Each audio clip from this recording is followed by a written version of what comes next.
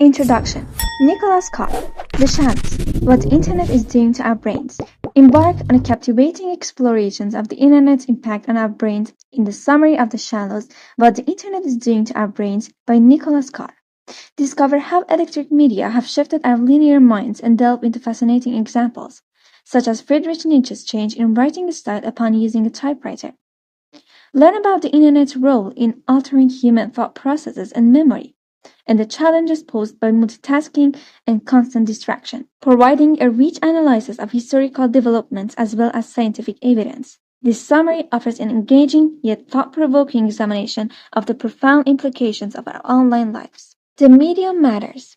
Marshall McLuhan's idea that the medium itself is more important than the information it conveys is still relevant in the era of the Internet. McLuhan wrote that new media changes the way we perceive and think, and that the linear mind, which has been the center of art, science, and society for the last 5 centuries, is breaking down. The Internet provides an overwhelming amount of information that is changing our thought structures to be more fragmented and discontinuous, while also rendering books a thing of the past.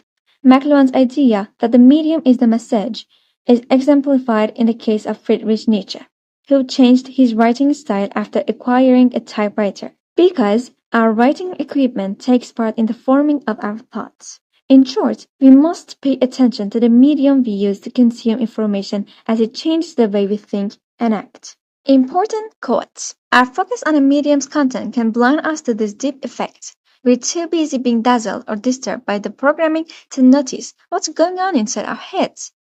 In the end, we come to pretend that the technology itself doesn't matter. It's how we use it that matters.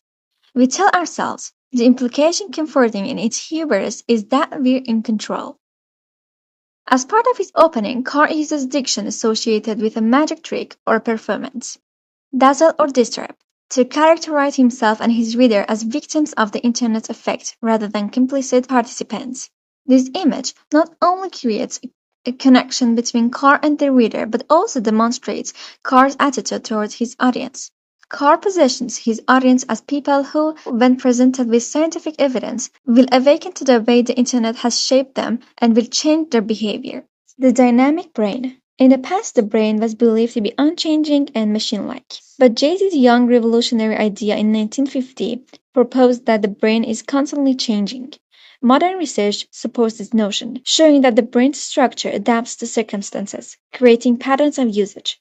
Focus and practice can change neural activity, making tools like instruments an extension of the hand. The brain's infinite number of synapses link neurons together in circuits, creating habits and connections. The brain functions mimic the tools that interpret reality, changing the way humans think over time. This dynamic brain is not hardwired, making it adaptable to changing circumstances. The medium matters. Marshall McLuhan's idea that the medium itself is more important than the information it conveys is still relevant in the era of the Internet. McLuhan wrote that new media changes the way we perceive and think, and that the linear mind, which has been the center of art, science, and society for the last 5 centuries, is breaking down. The Internet provides an overwhelming amount of information that is changing our thought structures to be more fragmented and discontinuous, while also rendering books a thing of the past. McLuhan's idea that the medium is the message is exemplified in the case of Friedrich Nietzsche, who changed his writing style after acquiring a typewriter, because our writing equipment takes part in the forming of our thoughts. In short, we must pay attention to the medium we use to consume information as it changes the way we think and act. Nicholas Carr suggests that our brains are being trained to prioritize multitasking, scheming, and instant gratification, potentially at the expense of sustained attention and critical thinking. Neuroplasticity and the Internet. Carr uses the concept of neuroplasticity to explain how our brains adapt to the constant stream of information and distractions online.